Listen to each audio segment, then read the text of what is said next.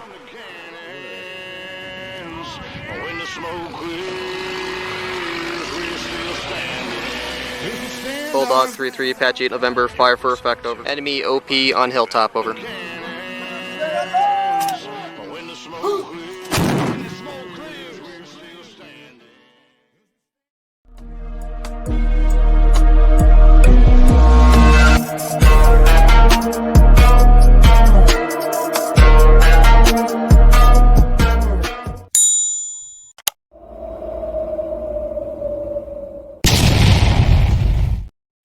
Welcome, everybody, to Everlasting Veteran. I am your host, Ryan Landry, coming to you from the new studio. And today's guest, we have Jovon Quarles, former Navy SEAL, and he is most recently known for being on as a co-host for Special Forces, the world's toughest test, plethora of knowledge and operation and traveling the world. And we're going to dive right into the episode of Season 4, Everlasting Veteran.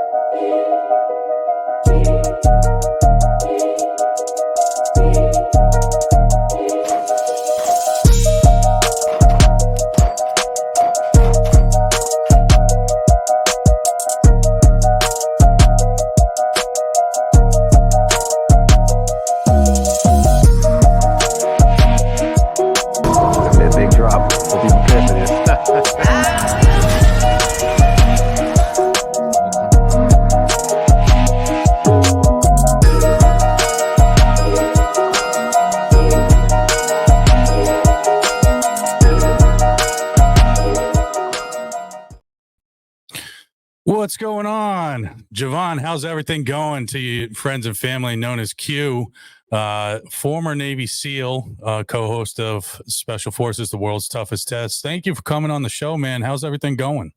Hey, it's doing good, man. Thank you for having me on the show, Ryan. I really appreciate the time and the opportunity that you're giving me to be on your platform. Everything about your website and everything is looking good. I'm looking at your background. I like the studio, man. I'm happy about it. But happy to be here. Yeah, it's a labor of love studio built by these hands and another veteran, and it's one of those things where you elevate to the next level, and you got to push through it. And we put the first stud up for the studio space October 20th, and I started moving in on Christmas Day, so we hit the ground running. And thanks to pre-recorded episodes, I was able to tackle the studio project and get this amazing studio going. And, the Home Depot came on as a sponsor, and podcasttables.shop for this beautiful table I'm sitting at, and really created the space that it's going to be able to tell a lot of stories and be able to get people's messages out there to others, so they can prove and grow as a person. Love it, brother. I love it, man. The setup that you got is clutch. I mean, it comes in, it has the whole veterans vibe to it. Yeah. Yeah, and that's the thing is, some people saw the live video in which I did last week, kind of giving a background behind the scenes kind of video, just to let everybody know what I'm working with. Because most of the time I'm putting out videos, TikTok of pictures and stuff like that, but there's a lot of podcasters out there starting up like I did last year, and you have no knowledge of equipment and everything else. So in turn, I also want to be able to put out there what I'm working with, what worked, what didn't work, show the space off a little bit, because I'm very proud of how everything came out. And, we have a shot actually here. I have it pre-programmed, I can show everybody here. So the U.S. Navy, little old school there, that's my grandfather's World War II era. He was World War II, Vietnam, Korea War in the Navy, and that's my beret next to it.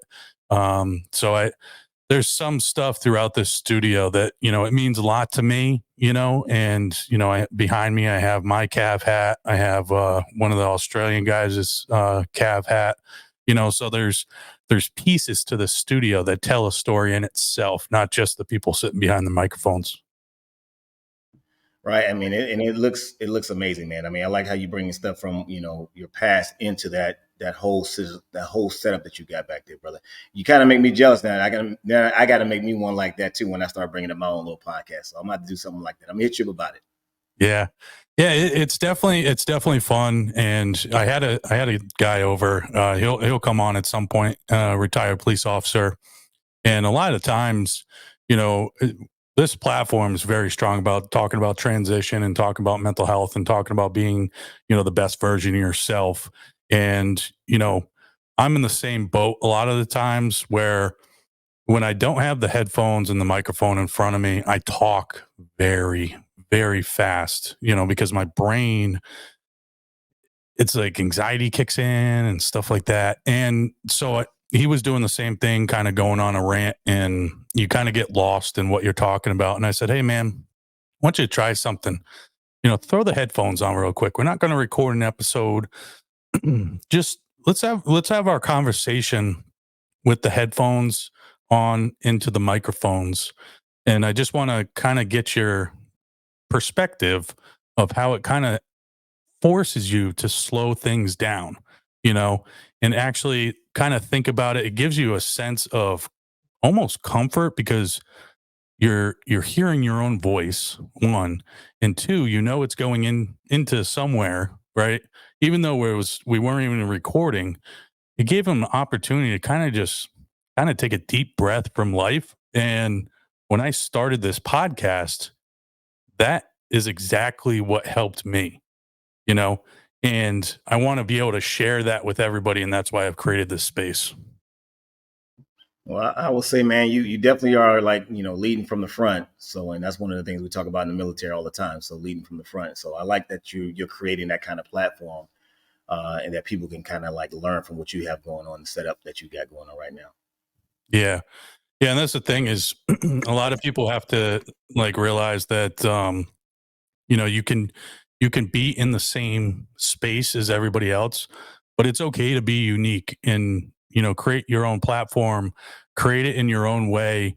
There's no other studio like this, behind me, the things on the walls, how it's built, it's unique to Everlasting Veteran. And it's one of those things where it just showcases personality. It creates an atmosphere like we talked about. I do have like a little lounge area for guests and everything where, after an episode, it's not just, okay, mic's off. All right, see you later.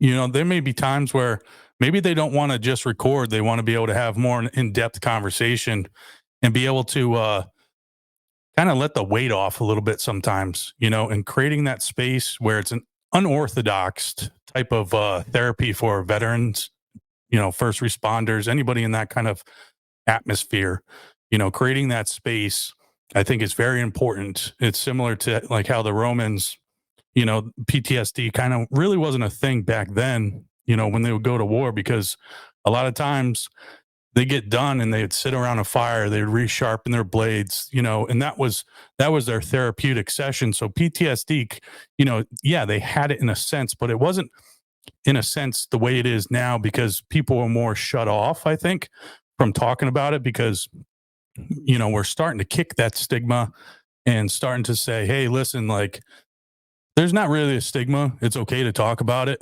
and you can be on a platform and actually talk about it, and it's not going to hurt you, your job. It's not going to hurt you professionally, nothing like that. It's a good thing to, we're only human, and be able to release that a little bit and in a different way. I've done it, I believe, with this atmosphere in this studio. When it comes to everything you're saying about PTSD, from my personal experience when I went through it as well, right? And then the worry, just like you're saying, because if you tell it, you generally feel when you're active duty, if you say it to the wrong person, that you can get, pushed out of the military, or you can lose your job, or you can't go to employment and stuff like that. So you tend to like not really put it out there. And I had a similar situation like that as well, because I was seeing a therapist while I was still active duty, especially going into my last deployment, right? I mean, my last part of my career, I've already done 6 deployments at this point. So now I'm going into my last one. And then you're going through these moments where you're talking to these therapists and you just kind of like, ooh, if I say this, am I going to be able to go into my last one? I don't want to get, you don't want to have that red flag on your career, I guess, so to speak, you know? Right. So like you say, you're creating this platform right here where we can actually come and be honest and be real with you in that community, in that environment, because in mental health, right? We all know mental health is a huge issue and people are more open to it now, more so than they were back in the day, Right. that we need that community or a safe space that we can actually put these things out there and speak to it. Because I mean, just last year, I had a commander from the SEAL team that I used, my last SEAL team, SEAL Team One, committed suicide because of these things, right? Because they don't have a platform to put it out there. And you would have never seen that. No one, some of the people who saw him before that happened, the week before, said they had no idea that this was going on, that he was with these things. But I'm telling you, people, that it's just like you're holding stuff in from PTSD, things we did when we deployed, that makes it so much harder to put it out there and talk to people who can relate to you and that you can communicate safely in a safe space. So Everlasting Veteran is that place. And I love what you're doing, brother. Yeah.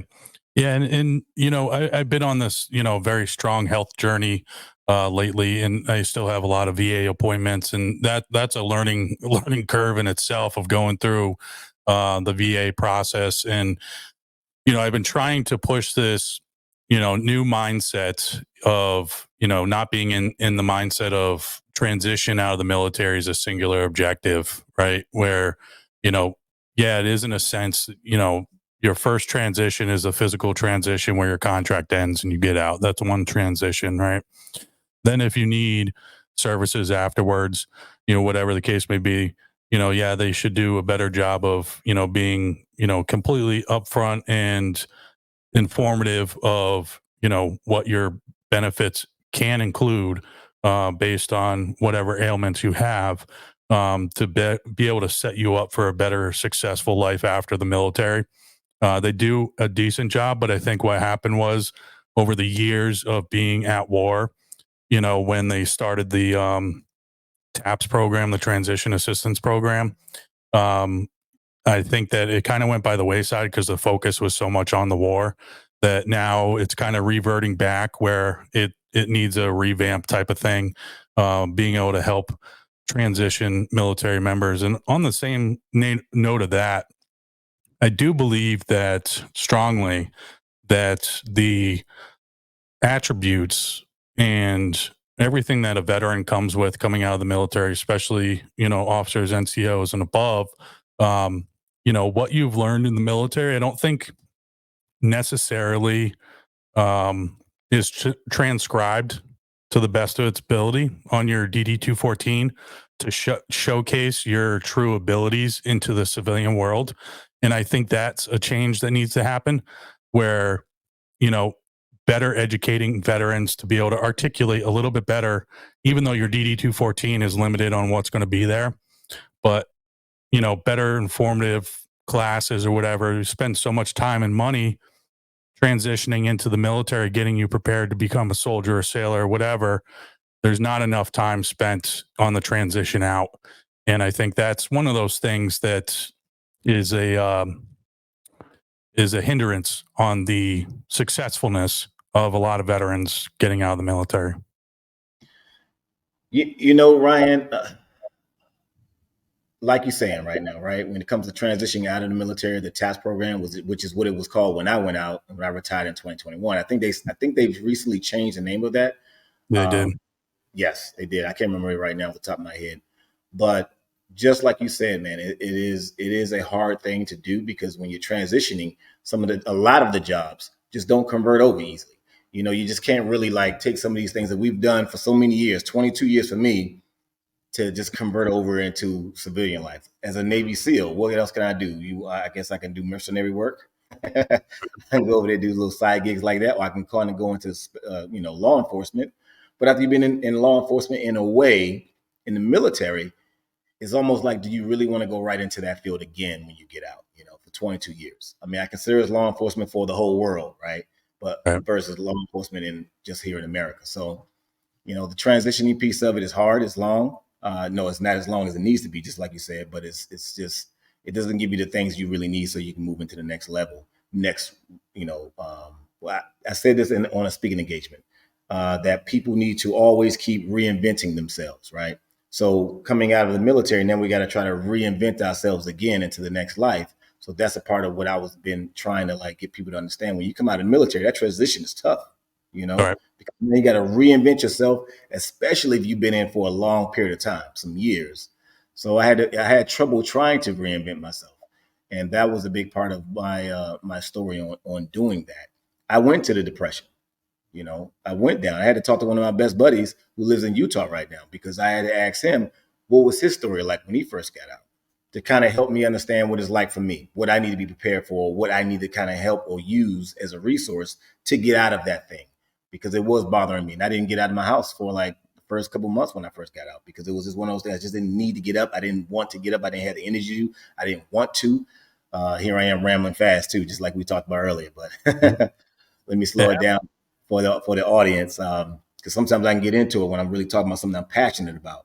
Right. But what I want people to really catch this that people like you, me, other veterans, it is a process. It is it's draining. It's depression, you know, because now you have to figure out what else are you. What is the purpose of your life now? You know, Right. for me, the definition of what we were doing in the SEAL teams, we were going overseas to, you know, get out the bad guys in local areas to allow the local populace to be able to live freely, right? So they can walk freely in their local locations. If they want to go to their malls or to their shopping centers, what they consider to be those things over there, they don't have to worry of being, you know, assassinated or killed or blown up or shot at or something happening to them out there because there's terrorism all over the world. And of course, America, we're like you know, the world police, you know, as much as people don't like that term, but we Right. are. You know, we are somebody. I think of it like, you know, somebody has to do it, right? In a way, honestly, whether people agree with it or not, that we have to be that one, but we are the dominant power on this earth, this planet. So sometimes we may have to step out there and be that world police, even though it just doesn't seem like you really want us to do that, but we have to because it's part of life. Because we let other countries go crazy, eventually it's going to just flow right into what we're at right now, you know, and then it's just chaos. And we don't want a lot of chaos. So we sometimes got to put that hammer down, try to keep the peace as much as we can. And that transition is tough, man. So people don't really realize that coming out of the military is hard for a lot of us. And suicide is huge. Suicide is just, you know, it's just one thing that people are trying to figure out how can we handle. You know, how can we create a community for people that they can feel freely to speak and just talk about it freely, like you and I are talking right now, just having a Right. conversation, you know? Yeah. Yeah. And And yeah, exactly. And, you know, suicide, even the word, a lot of people stay clear of it because it's uncomfortable. Right. And those uncomfortable conversations are sometimes going to be the best conversations to save somebody's life. Because when you're put in an uncomfortable situation, you can only grow as a person, no matter what it is. But you know, a lot of people stay clear of even the word suicide. And you know, I think it's getting better. I truly believe it's getting better as far as talking about it. Um, However, I do think that mindset is the key to overcoming a lot of the success, overcoming a lot of the downsides and becoming successful.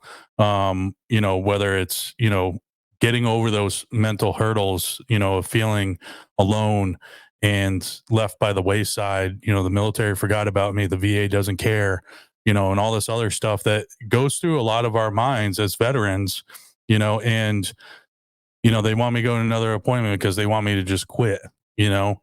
And, you know, I've felt that I'm still going through some doctor's appointments right now. And I've felt that along the way, having 2 to 3, you know, VA appointments a week, you know, since June of last year.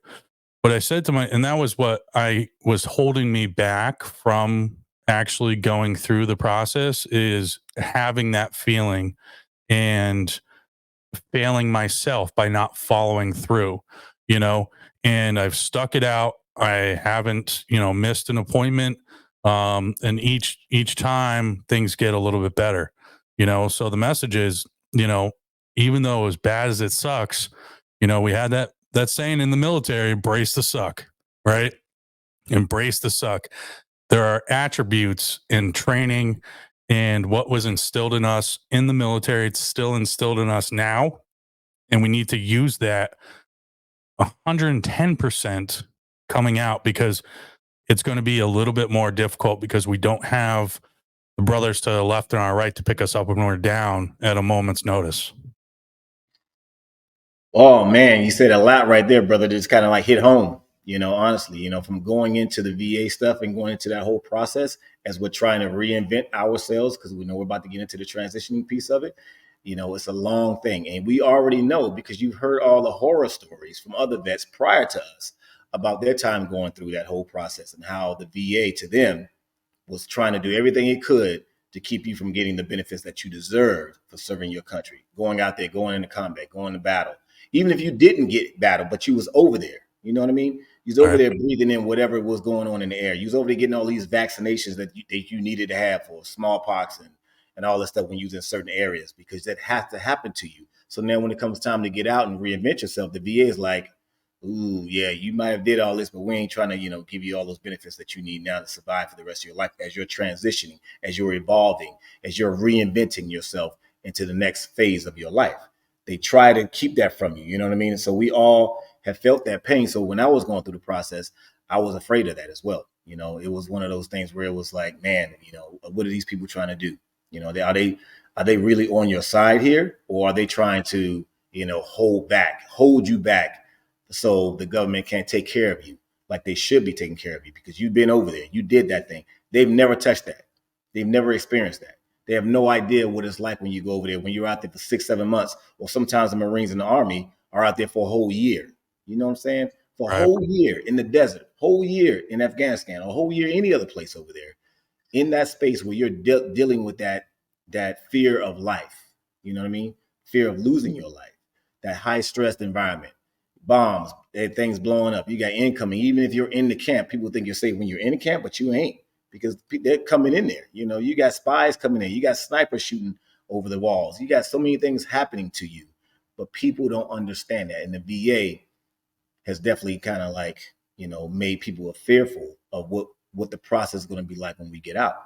And, I remember that time when I went through. And then there was a time where there was a job interview that they was trying to, the VA, just so you know, they were trying to see if they could mend those relationships from veterans getting out to what is known from how the VA treats you on your way out.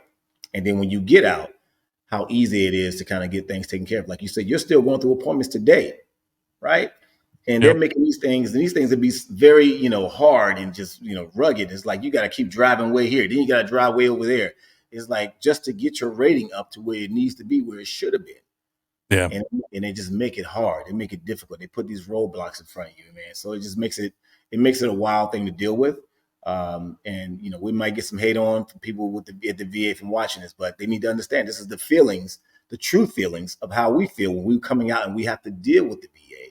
There's just so much things that you're worried about. What's going on? Are they really got my back, or they just kind of like trying to keep some of the stuff that I deserve to have received on my way out the door, especially for someone like me at 22 years. But anyone when you're getting out, so it's a tough task. I'm glad we're on your platform right now, so we can actually talk about it loudly, so other vets can hear about this thing and just know what's going on, and people in general can hear about what we're talking about. Yeah, absolutely. And don't get me wrong. I mean, there's a lot of really good workers at the VA, and I think times have shifted with the VA and things are getting better. However, I do believe, talking to other people across the country, there are certain areas throughout the country that your VA experience is going to vary based on funding. It really comes down to funding. And it's one thing I even ask when I go to like my VA appointments. So the one thing I didn't realize is, so when I get scheduled for these specialty appointments, the main reason why sometimes that's so far out is because they have to wait for funding to come down. It's similar to like an insurance claim, and the great thing that happened, and I believe it was under the Trump administration when he signed it into law, is now the VA can say, do you want, if it's not a specialty appointment or it's not a date that works, they push it out to what they call community care. And they'll push it out where they'll pick, a facility close to you that's, civilian, to be able to still attend the appointment that you need, but it fits better with your schedule. And I didn't know, how well the VA was going to adapt that, but they've asked me every single time before they schedule my appointment, are you doing community care or are you coming back to, I go down to West Haven, Connecticut, which is like a 45-minute drive, which isn't too bad, but there are some appointments that they may be 15 minutes. I don't want to drive 45 minutes for a 15-minute appointment. You know what I mean?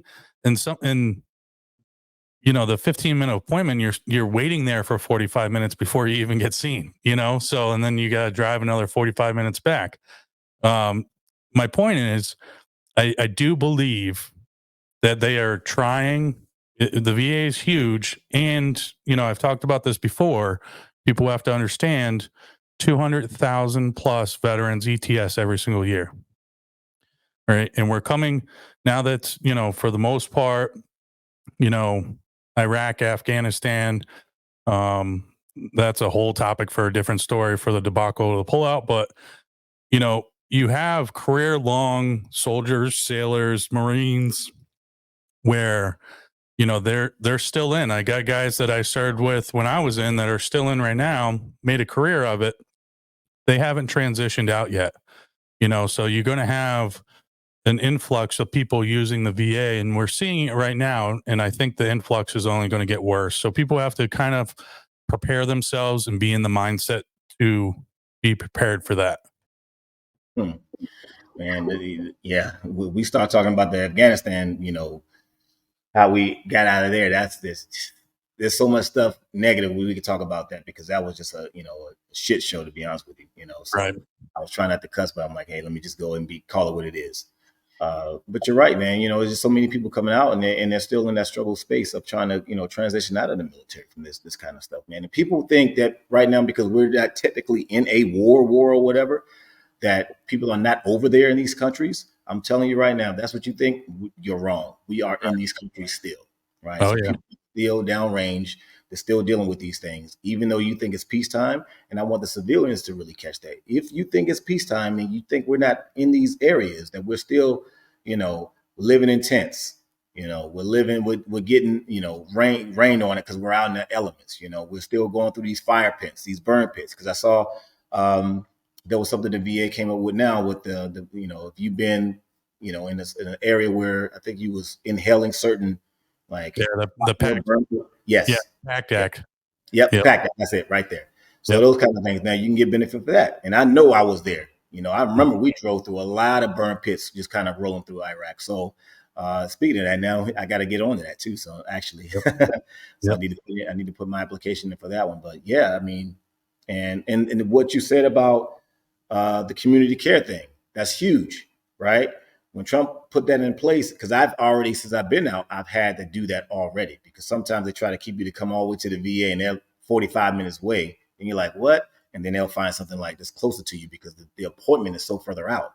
You're like, why I got to wait that long? There's nothing close by here that you can send me to that will still take my VA, my insurance, so I can still go and get this thing knocked out. So I think, like you're saying, on that piece of it, they are trying to convert some things. And that company that reached out to me, they wanted me to be the liaison to try to help mend those relationships as well. So I think they're trying to figure out a way that they can bridge that gap and bring us back closer again, because I think they've heard all the horror stories and, all the people, just, getting in Congress's ass about the veterans and how we feel about what the VA is doing to us over the years. So I think now they're really curving a way to kind of bring us back full circle so we can mend that relationship and kind of be better for each other. Yeah, absolutely. And it really comes down to, it's kind of like boots on ground when you're in country and stuff like that. You relay the information back to be able to make strategic plans and decisions for the higher ups and everything like that. It's the same mentality when it comes to, the VA and dealing with the veteran community. Once the veterans are out of the service, they need to start, really relying on, us, the ones that are going through it. And, I do think they're hearing it, more and actually listening it, before, I believe they were just hearing it and not listening, two different things, so.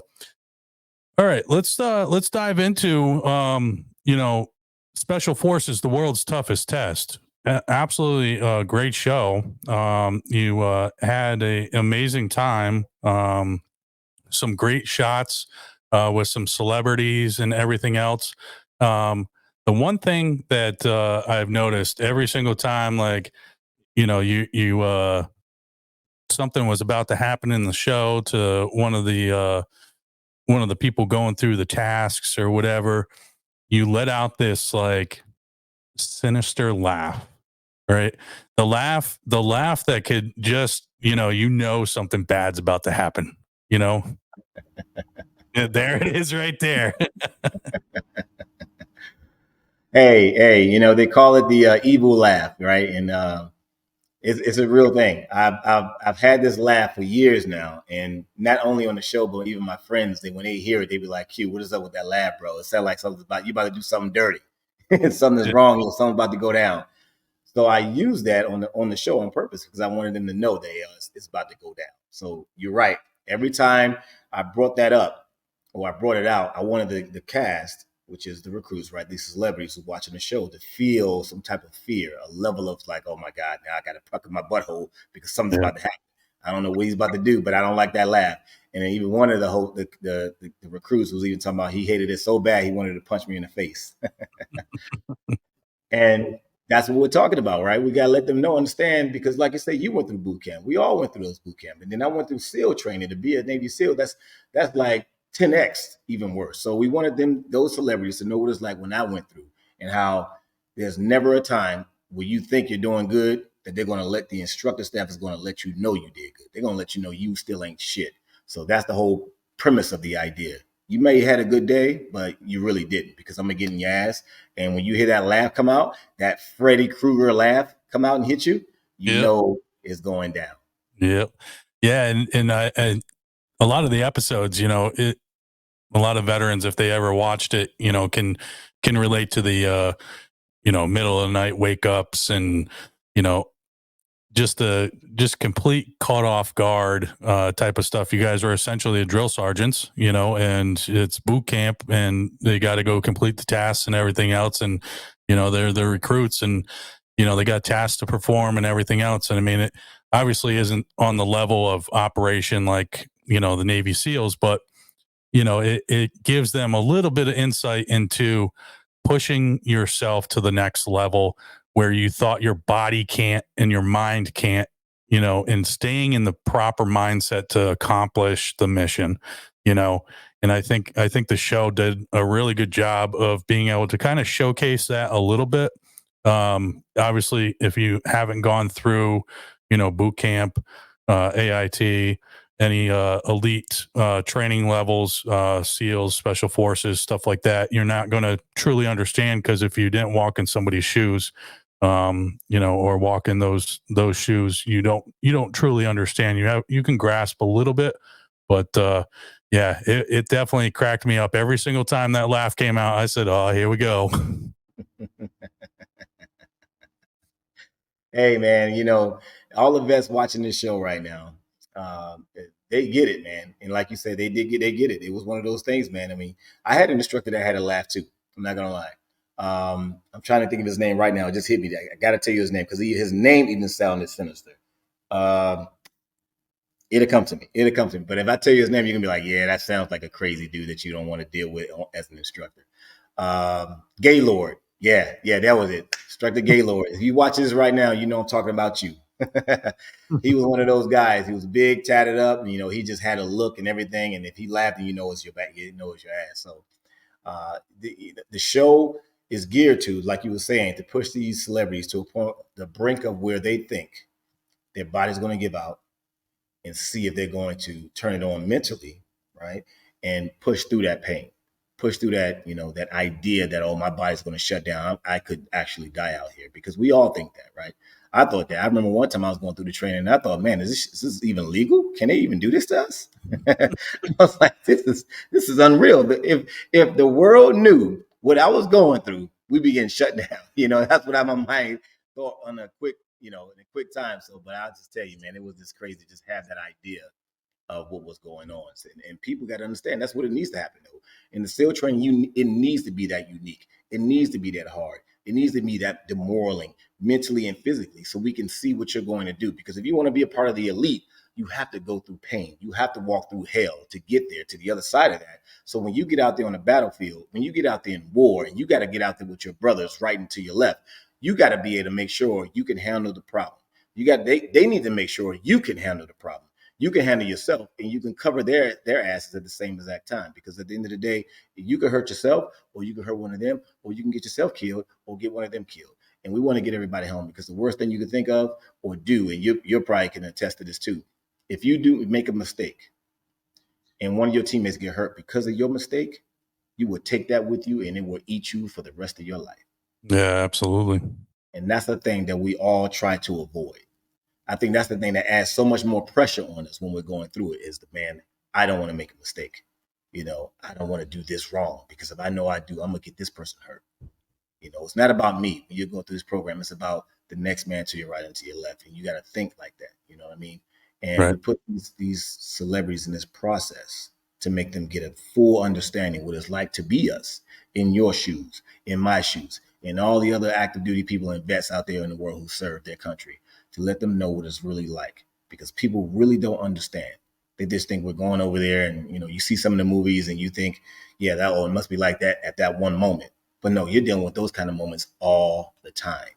It's just hell, and you got to keep your guard up all the time. Yeah. Yeah, before we get into some more other stuff, I just want to show everybody the laugh on which I'm talking about before these recruits knew something was about to happen. It's gonna be a big drop. Hope you prepare for this.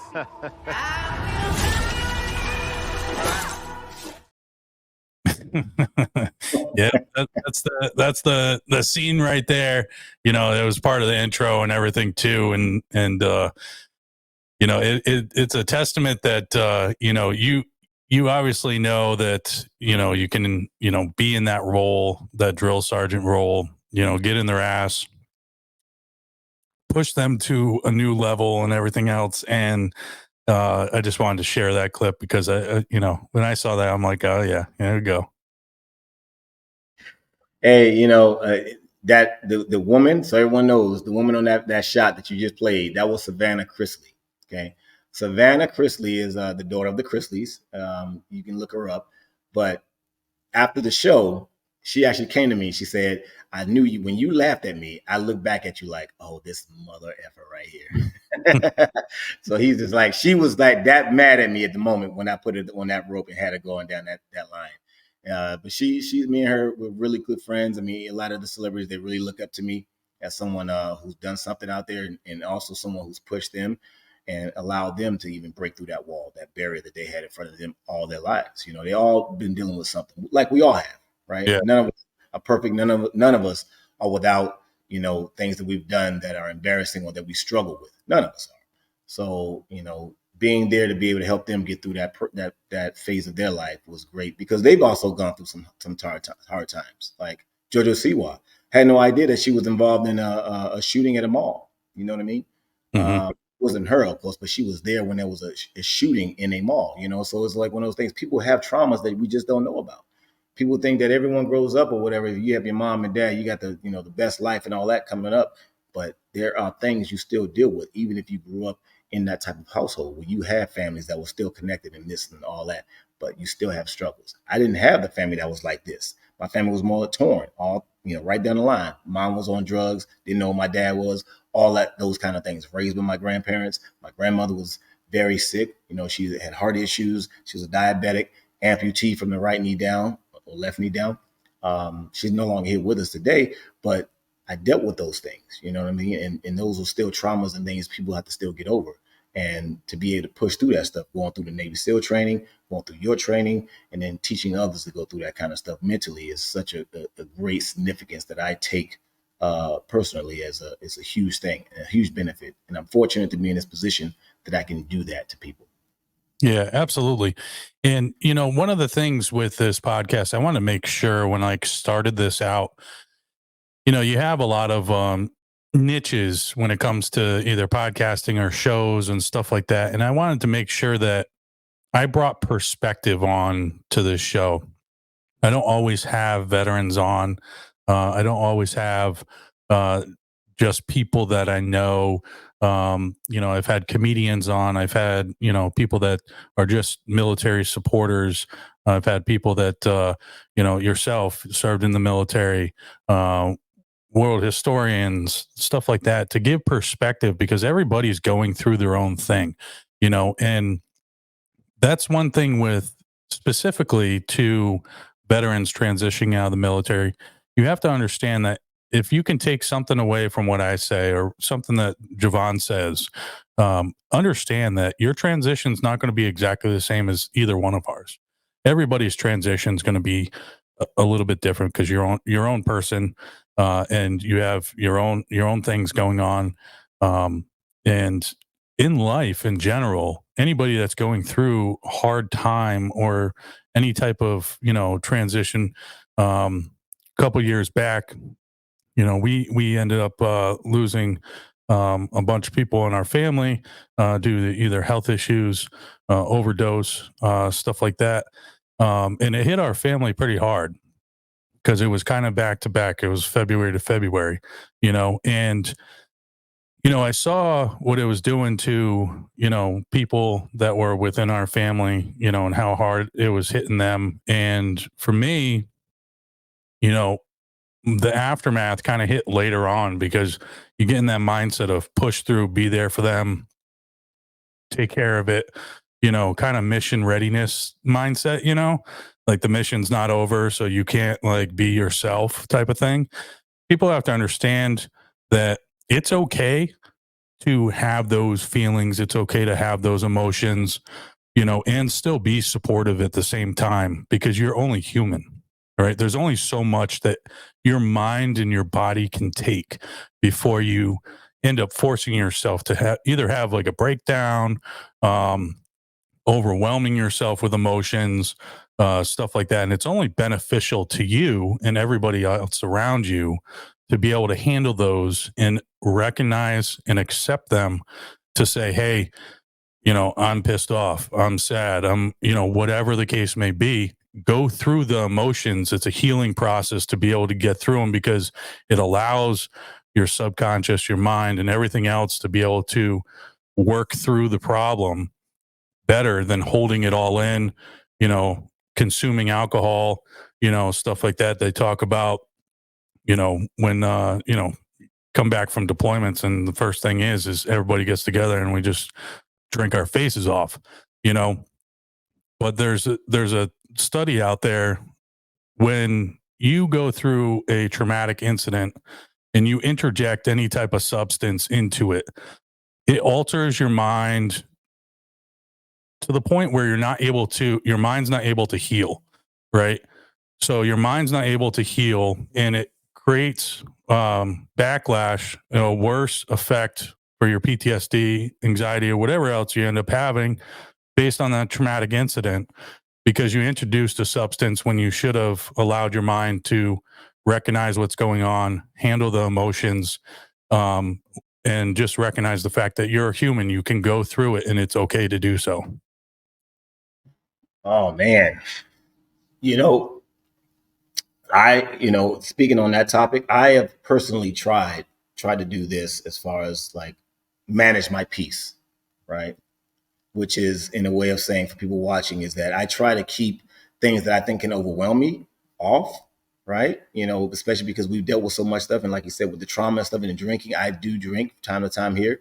So I don't want to put myself in a position where I'm overly whelmed and then I have that issue that we're talking about where, the mind doesn't heal and you're still dealing with those things. It's there and it's just going to keep coming up because you just don't heal from it. Right. Right. And then when you have certain issues that I have had, and then even in my speaking engagements, I tell people to release those emotions, like you said. Don't hold those things in because if you do, that's what's going to cause you to break and just kind of flip out and just have these breakdowns, these mental breakdowns, go into depression, or even worse, commit suicide. That's fatal, right? So we're talking about releasing those emotions that people go through, so you don't have to worry about holding that stuff in and then exploding one day. Because if you don't let those emotions out, and like you said, it's safe to let those emotions out. We're trying to create that platform where people know it's safe. Let your emotions out. If you need to cry, cry. It's okay. If you need to, sit back and just be in peace for a moment and just let your thoughts freely flow through you. Let those thoughts flow through you. I did a psychedelic thing once.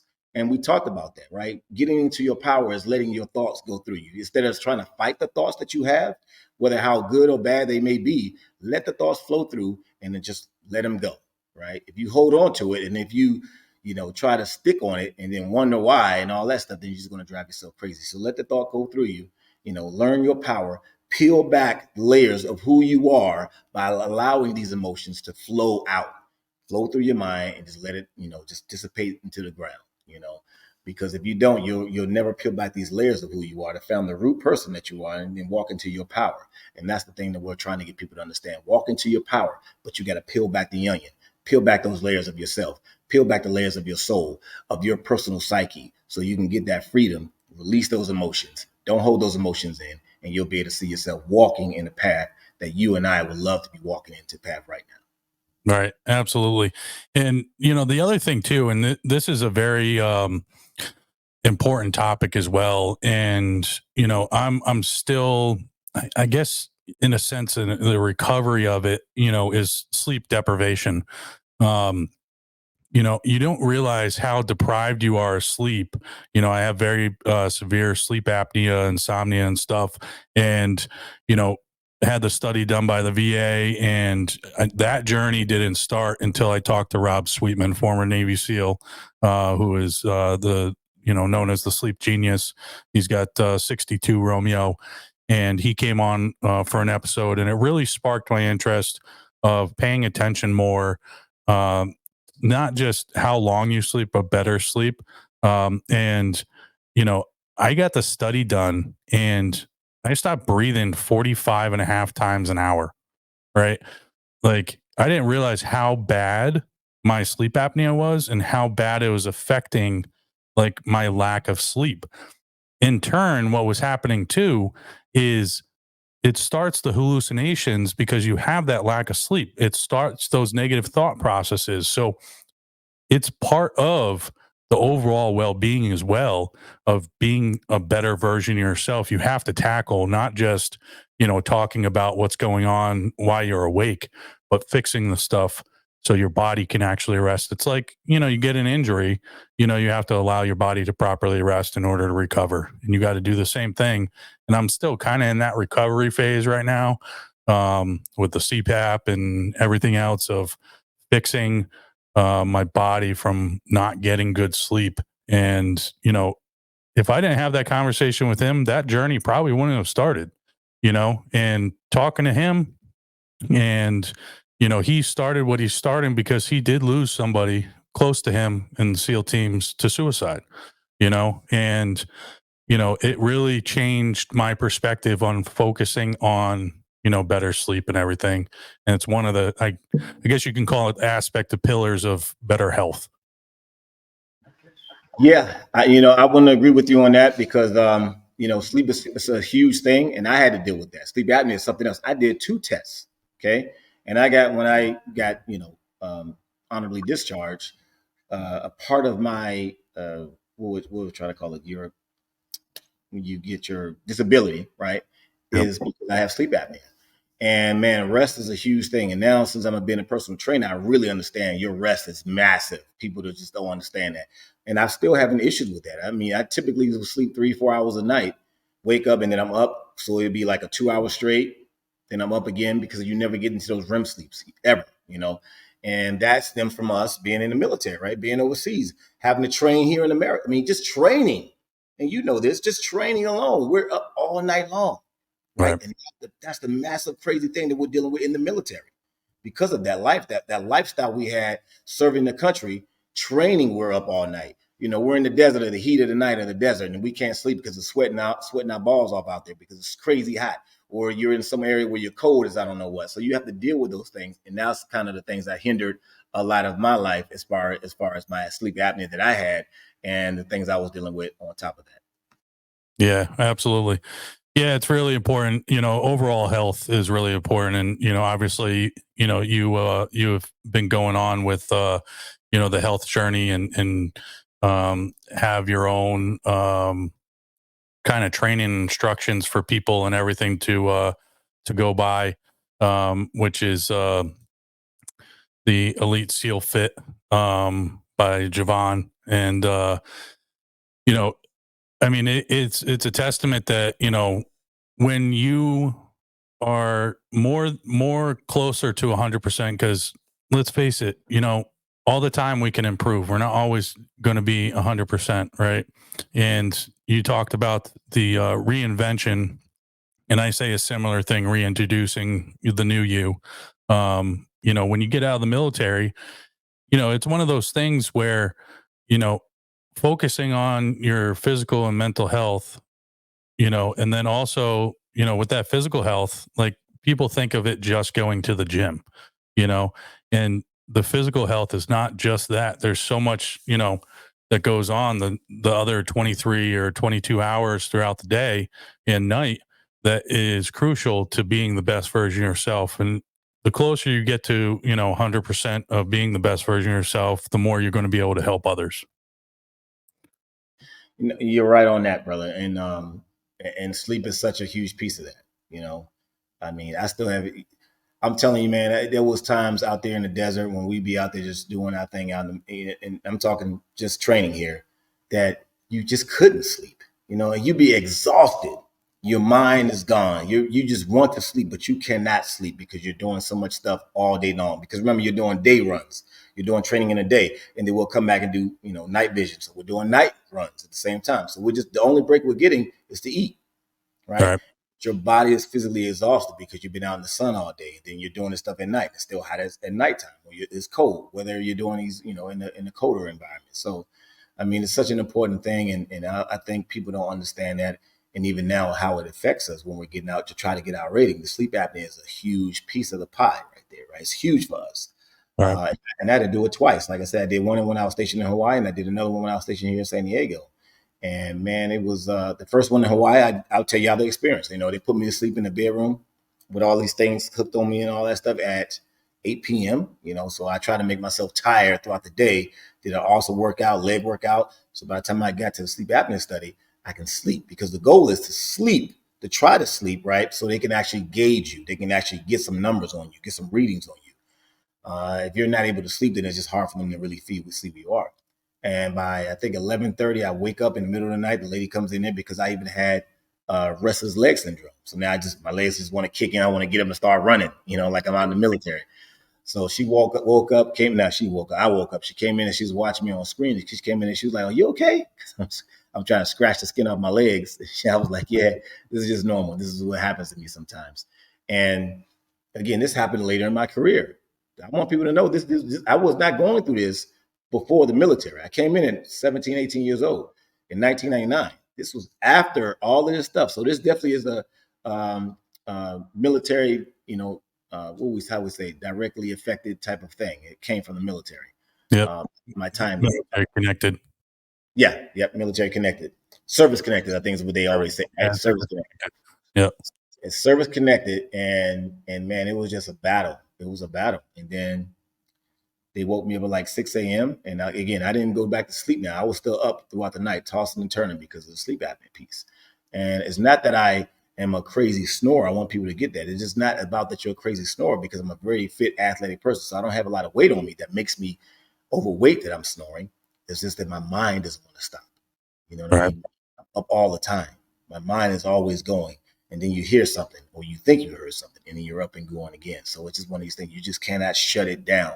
You cannot shut this machine that the government created you to be a machine. They created me to be a machine. They created all the other vets to be a machine, to be able to just go, and go, right? And push through those barriers, push through those walls. It's a good thing and bad. It has its good things. Like I said, when you're in the military, you need that. Like if you're in a high position in corporate America, sometimes you need that. You just need to be able to go, and go, because you have a lot of things that's on your plate. You're responsible.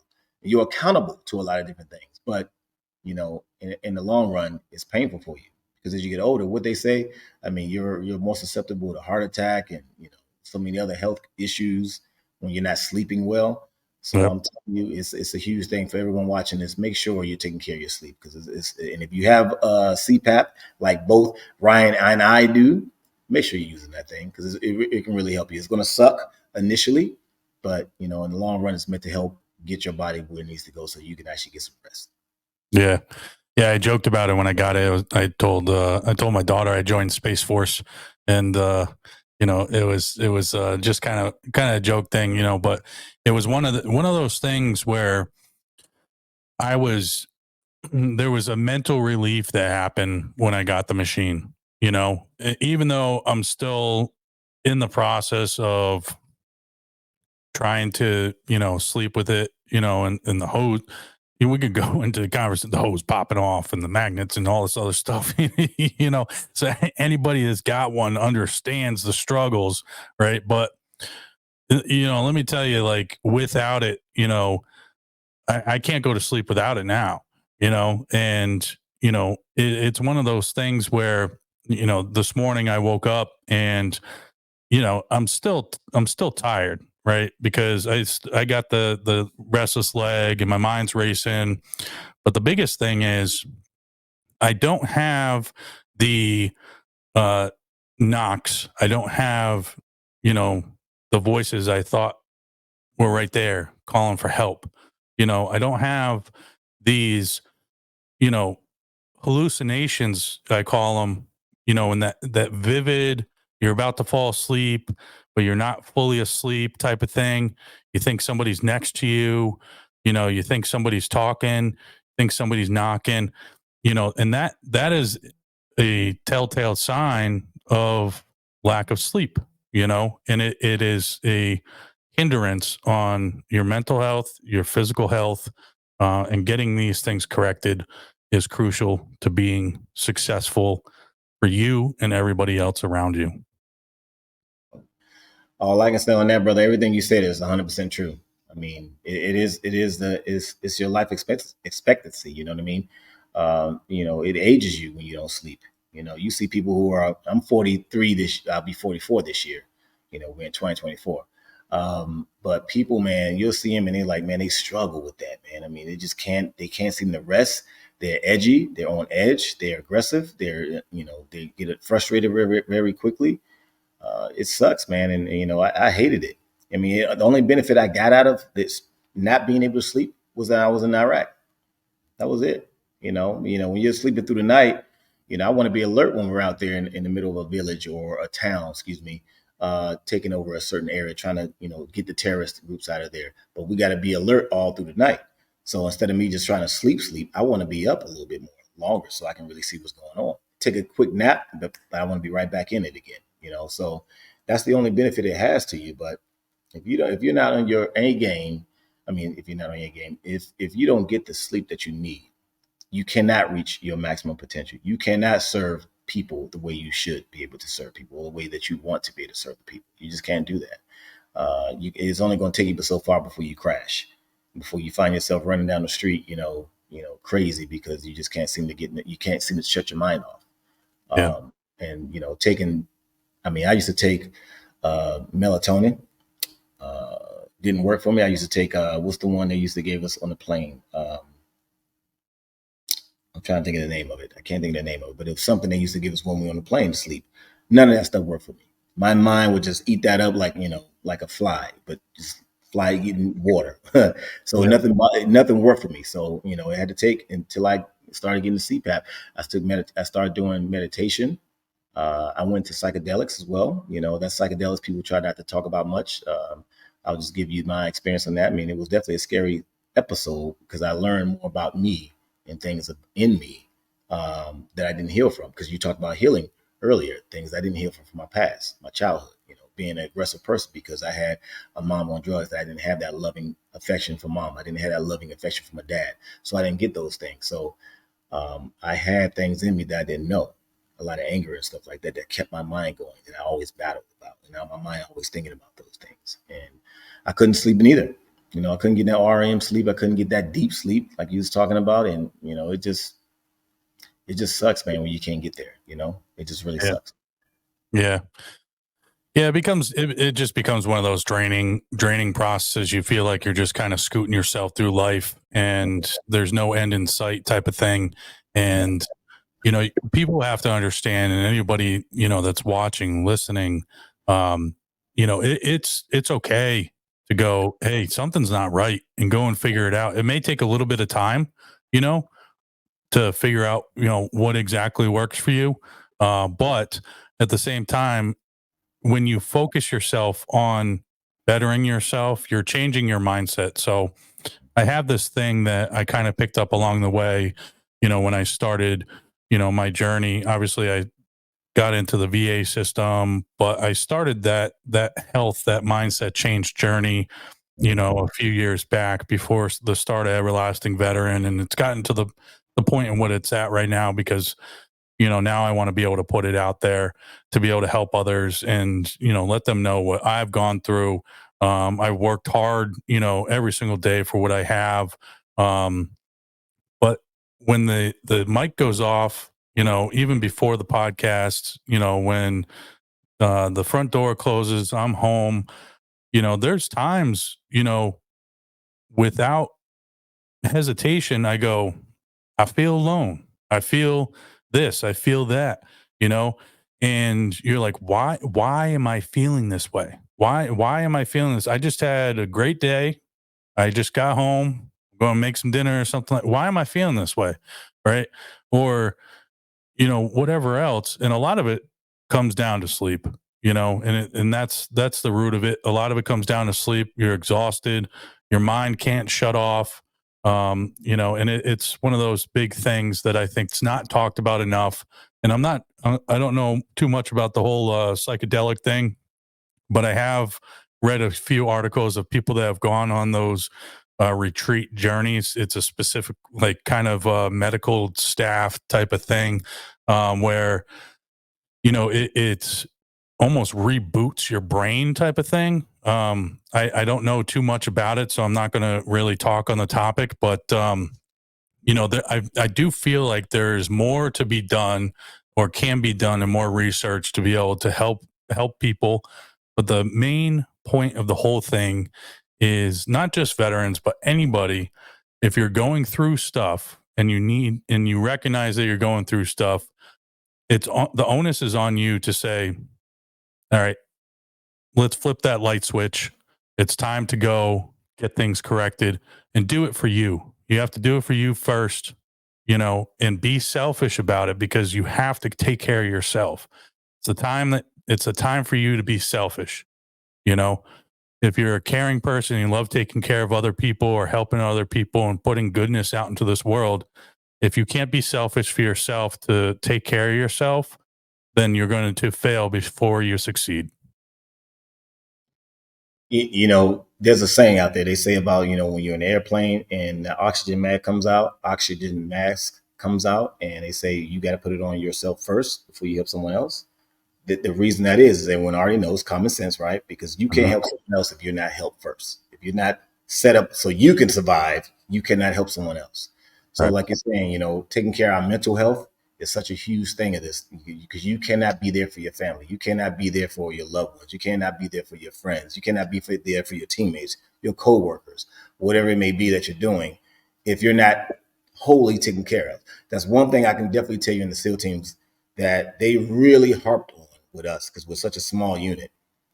We had these ombudsmen, we had our master chiefs, all these people were making sure that before we step out the door and go on deployment, you and your family are straight across the board. Because if you're not, they don't want to bring you over here, because they want to make sure everything is good. So that's the one thing I can really say that I really enjoyed about the SEAL team. They really took care of your families. If you had a wife and kids, they really put effort in to make sure you had time with them when you were home.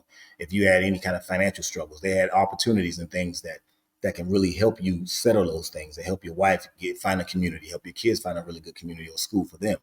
They've really put things in alignment because they wanted you to be in alignment, because they already understood exactly what you said. You can't help out no one else. You cannot be, what am I trying to say, an asset to everyone else. You most likely will turn yourself into a liability if you do not take care of yourself first. It's about you.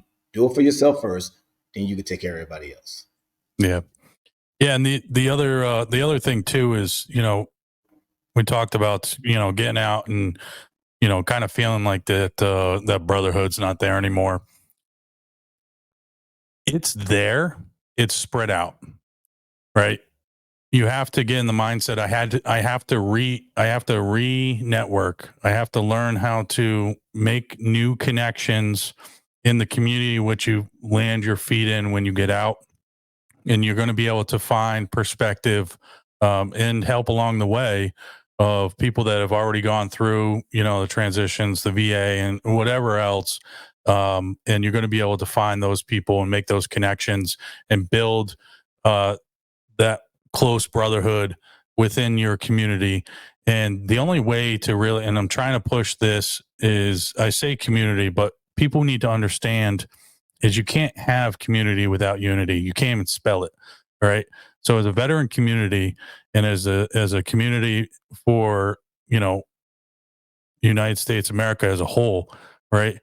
You have to be unified you have to have unity in order to have a community, and it's one of those things where we get so stuck up and set in our ways where we used to know like our sometimes our neighbor 2 doors down, 3 doors down, but now everybody's so busy in their own life, they don't care about anybody else. And it's become one of those things where it's like when you raise your hand and you need help, you got nobody around because you won't even like stop and talk to somebody. If you're in a position where you need, or want to have a bigger community, a stronger community, you need to start listening, uh, actively listening, not just hearing people talk, but actively listening to the people around you to be able to grow together. And especially in the veteran community, we're forever changing. We have so many different dynamics within our community. People don't understand the veteran community is very diverse in the fact that we have arguments of the stupidest shit in our own community that probably shouldn't even be a topic of discussion, and it separates friendships sometimes. And it's like, why are we even arguing? You know, um, you have to actively listen to, the person to your left and your right. You earn the status of veteran, and, just hold on to that because you are your brother's keeper. And it's on us when we get out to be there for that person to the left and the right, just like we were in service. Oh man, I mean, when you talk about community, I mean, I've tried to create that with some other brothers here in the SEAL teams that I've gotten out, and just other people just in military as well. Some of the hosts are also military. Well, not some. All of the hosts of my show, they're also military as well. Marine Recon, right? Rudy Reyes, he's out here in America. We are looking to create those type of communities, especially in the mental health space, because we know how important it is, right? Rudy's lost a lot of his good friends, especially in the Marines. The first war we had going through Fallujah, going through Iraq, he was there. So there's a lot of people that are having PTSD from those things. They need those communities, like you said. But like you said, they're there, right? They're just spread out. So as much as I'm trying to put information out and content out about my community that I'm trying to create for others to be able to be partnered with or come on board with, so they can also take advantage of what we're doing as a community, as a friendship, as people who've been there, done that, right? As veterans, it's one of those things I'm finding hard to find them all. So people who's watching this show, please go to my Instagram and find me, because we have a community where me and a few other SEALs, we do this mental mindset weekly talk. It's for free, and we're doing it for free. And we're just really getting it out there just so people can see from different aspects, different personalities of things that we've all faced, of what we're going through, and how you can push through some of those things. Then we go into life transitions and things that you can go into your life and use as a resource so you can win and be successful in your life. Because a lot of these guys were all out of the military. So just like Everlasting Vets, we're trying to create that same type of place where people can be free, right? And just kind of like sit there and listen to people who have been there and done that, right? And then get the experiences and hear some of these stories from people like you and me who's been there, done that, and who can just give back, because we all just want to give back, right? And that's the true nature of what Everlasting Veteran is. It's about giving back, because that's part of it, right? I mean, you would not be doing this podcast if you didn't want to give back to people. All right. Period. People think people just want to create these things because they just want to talk. No, this ain't just because they want to. They want to give you something that you can hopefully take with you and relate into your life and use with your family, your wife, your kids, your husband, whatever it may be, your friends, your coworkers, to get it out there, man, and just say, you know what? I just heard a podcast today. from everlasting vet on what we're talking about today: communication, building the community, mindset, mental health, how we can be better. You know, you know, sleep apnea, how important sleep is because we struggle with not getting enough sleep. Why it affects you when you wake up every single day. Why when you're not catching up with your sleep throughout the week, you can guarantee by the middle of the week you're struggling, or by Friday you're done. Right? Right. You have no desire. You don't want to be productive. You don't want to do anything. So we do these things for a reason because we enjoy giving back. Yeah. Yeah, and you touched on it. Communication is a key thing. The one thing I've noticed, over the years, and it's good that everybody, is creating their avenue of approach to things.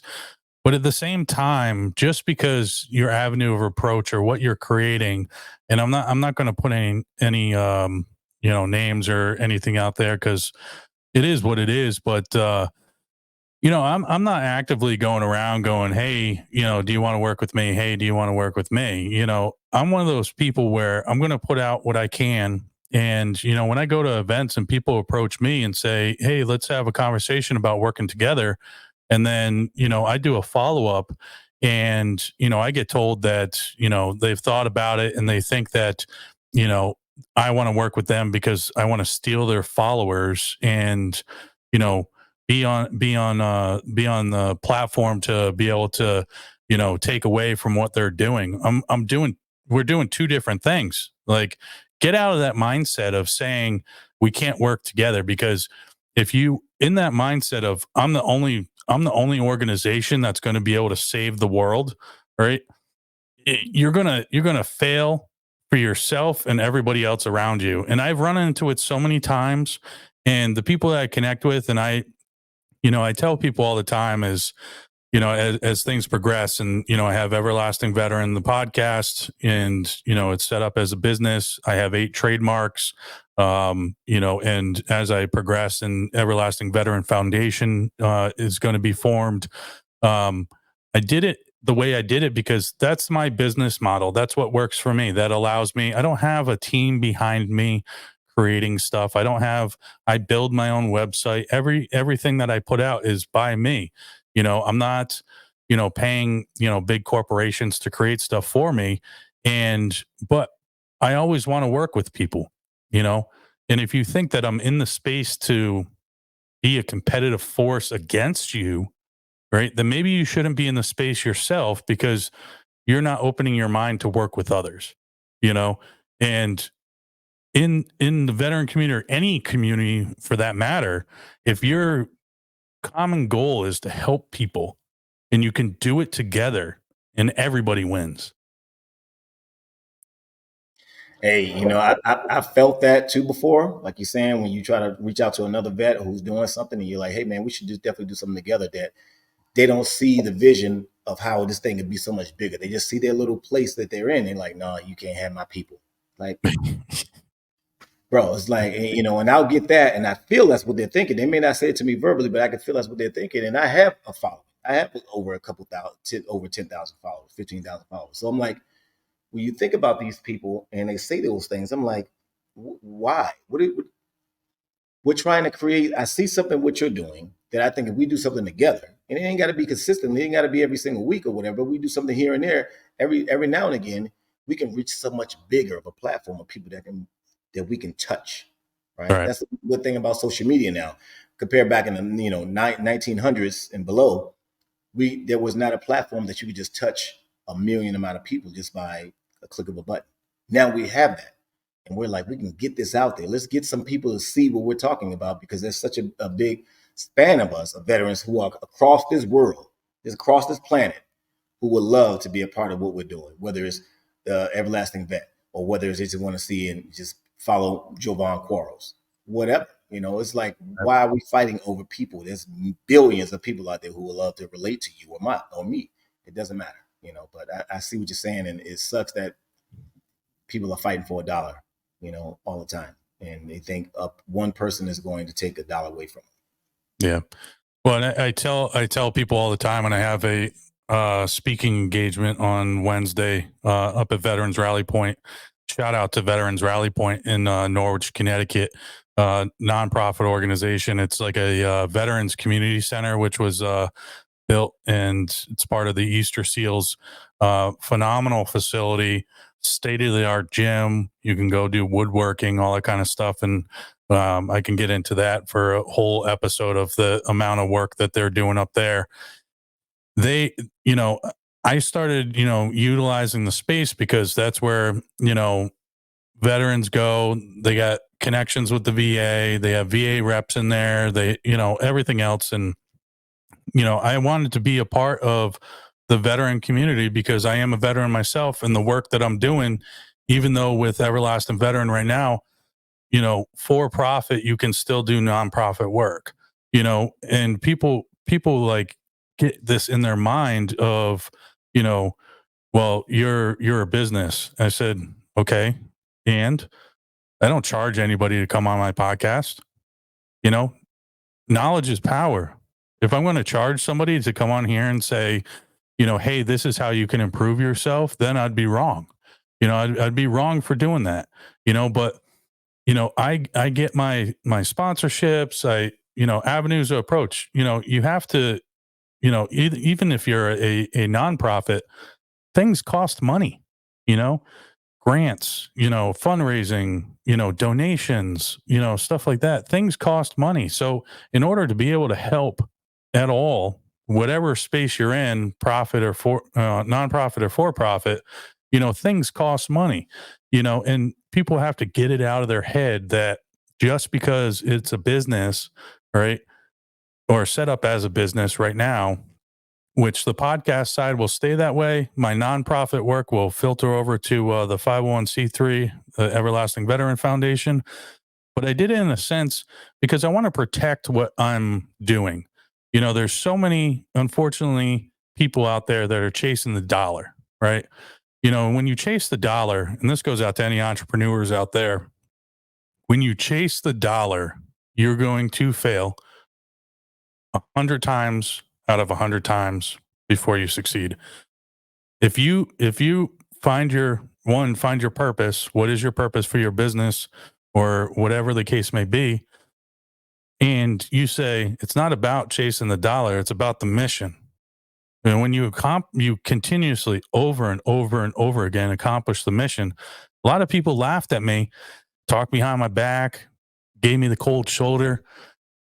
Tell me another for-profit, right, that start up February, all right, I start the dog program end of June. From end of June, we donate the first dog in July, which Everlasting Veteran pays for the training of the dogs.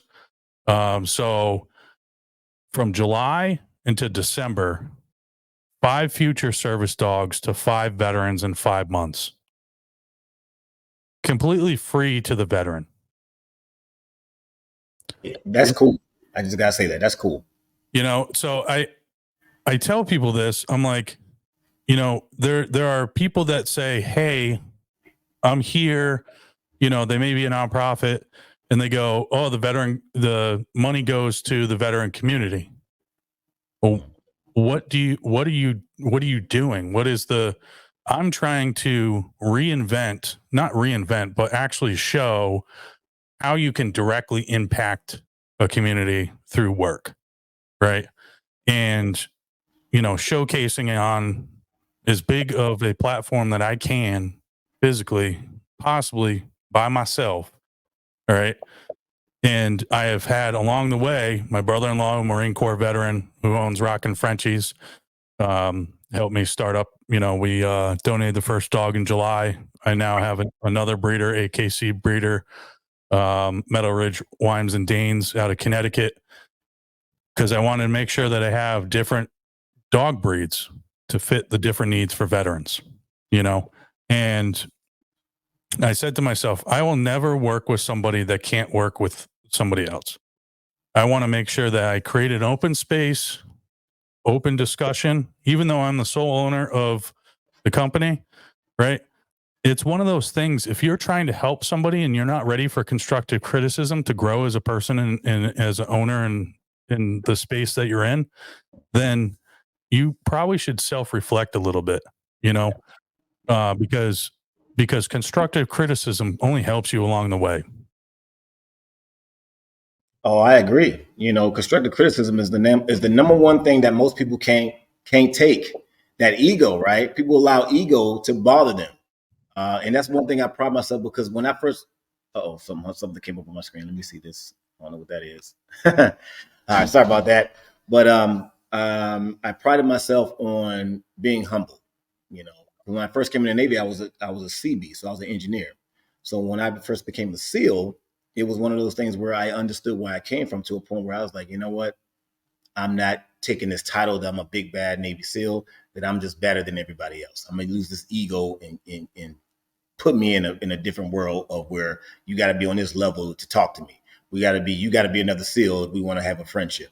No, you can't do that. So constructive criticism is the exact same thing. It's just that if you can't handle it because of your ego so much far up your, you know what, Yeah. uh, then I don't want to deal with you either, because I am going to be that person who want to tell you if I think this is wrong for you and you need to do something else and you need to try to adjust this thing or whatever like that. And I want you to give me the exact same feedback so I can be better. Like when I do my speaking engagements, always have someone to tell me, what do you think? What could I have done better? Right. And if they say something to me, I'm not the guy sitting back there listening to them like, he don't know what he's talking about. Man, yeah, I crushed that part. You know, no, it's like you got to be able to take that. I want to be a humble person. You and I have been there. We've been in violence in our adult life, as talking about military and deployment and all that stuff. I don't want that now. I just want to grow and be better and bring a whole community of people with me. So if you can be someone that can take constructive criticism, you're humble, you're coachable. I want you in my team because I'm gonna give you the exact same piece. I'm gonna give you that exact same thing back to you. Yeah. Yeah. And that's the one thing too, myself included, you never can stop learning. You never know where you're going to be able to learn from or who you're going to learn from, and continuing to remain in an open mindset.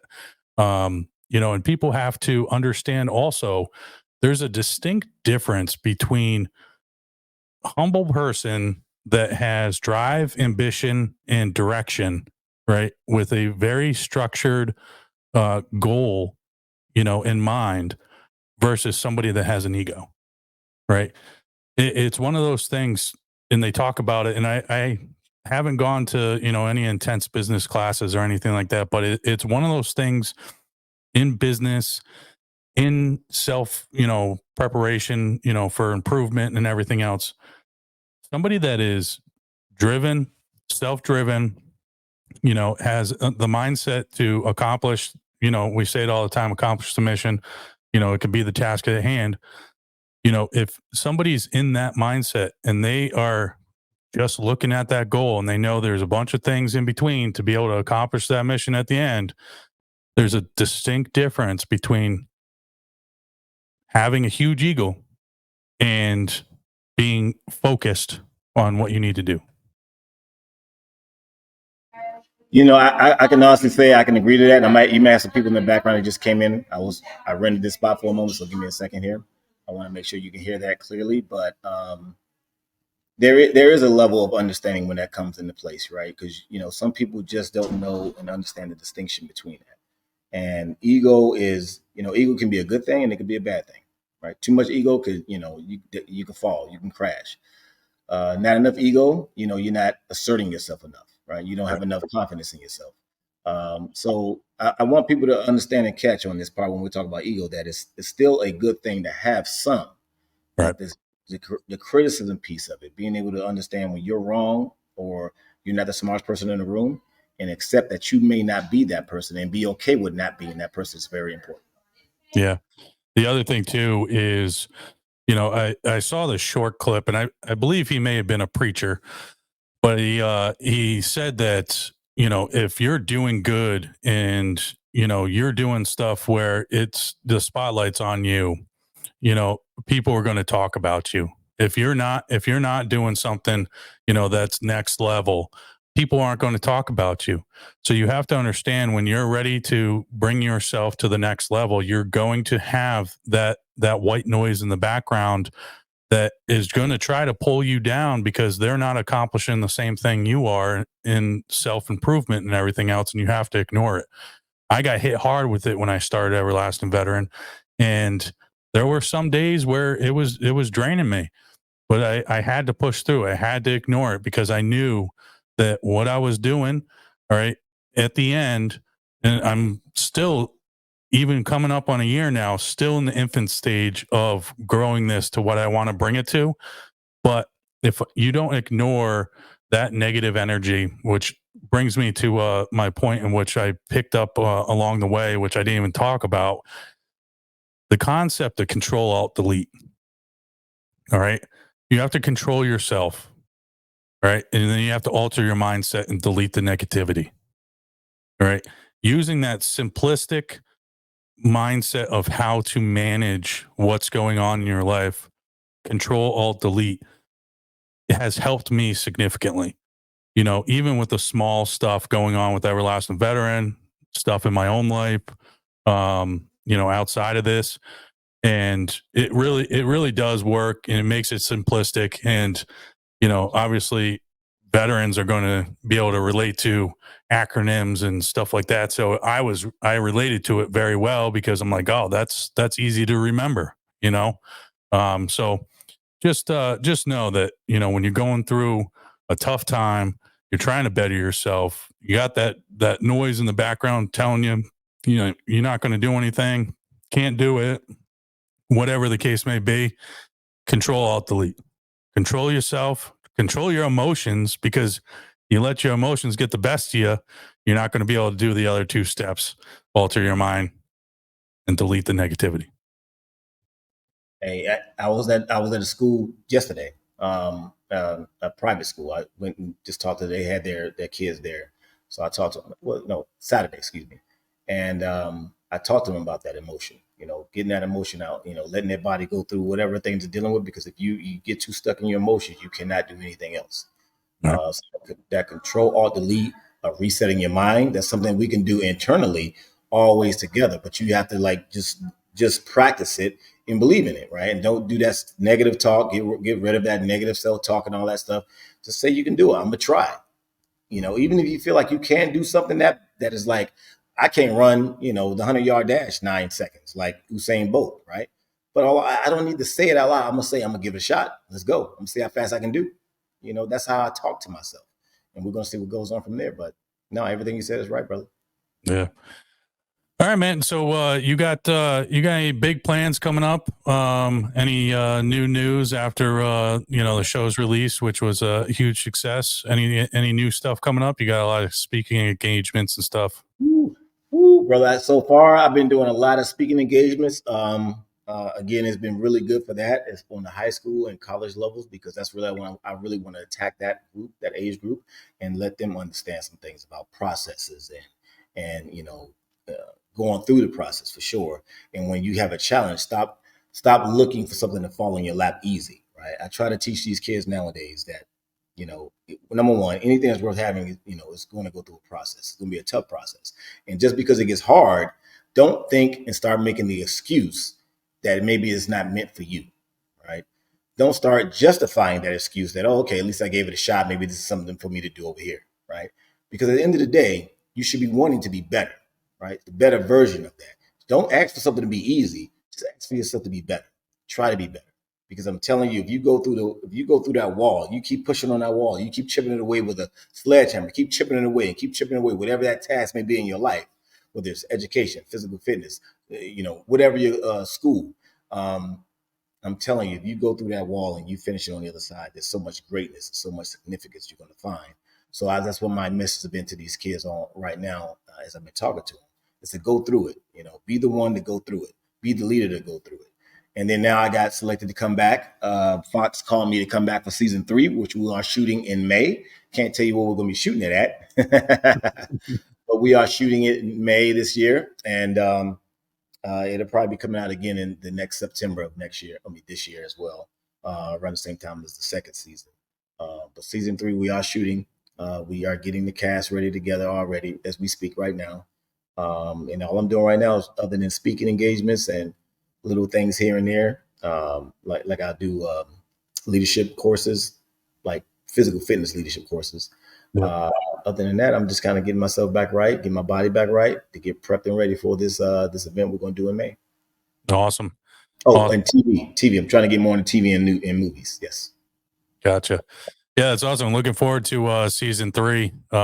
Special Forces, the world's toughest test. Co-host Jovon over here doing big things with Fox. I appreciate you coming on, man. And I appreciate podcasttables.shop. They hooked it up.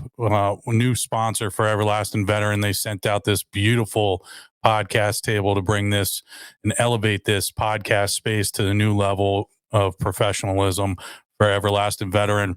Go check them out, podcasttables.shop. And of course, the pillars of the dog program, in which Everlasting Veteran has, getting future service dogs out to veterans and first responders. Rockin' Frenchies down in Myrtle Beach, South Carolina, and Meadow Ridge, Wimes and Danes up here in Connecticut. Without them, I would not be able to do what I'm doing. I just want to appreciate them. The Home Depot coming on board, helping out with this project, getting this studio going with materials and everything else. And Tractor Supply came on to supply dog food and everything else. I appreciate everybody. Jovon, it's been an honor, man. I appreciate you coming on, taking the time out of your day, and looking to do some follow-ups after season 3. Absolutely. I'll be ready to come back again. And for those who's watching this show right now, watching the podcast and really following Everlasting Veteran, make sure you're supporting Everlasting Veteran podcast. Like, share it out there. You can catch me on Instagram. My name is Jovon P. Quarles, just like you see on the screen right here. That's my Instagram handle, and that's pretty much why I do most of my work from there. Be great looking out for that. And at the end of the year, you should also see a book coming out too. So let's do it, man. Let's keep building Everlasting Veteran. Just keep doing these things. Awesome, man. Hopefully, maybe next time I get you actually in studio here and you can come check it out. I have no problem coming up. All right, man. Have a good one. You too, brother. Your host, Ryan Landry, with Everlasting Veteran. From the cannons, when the smoke clears, we're still standing. Bulldog 3-3, patch 8 November, fire for effect, over. Enemy OP on Hilltop, over.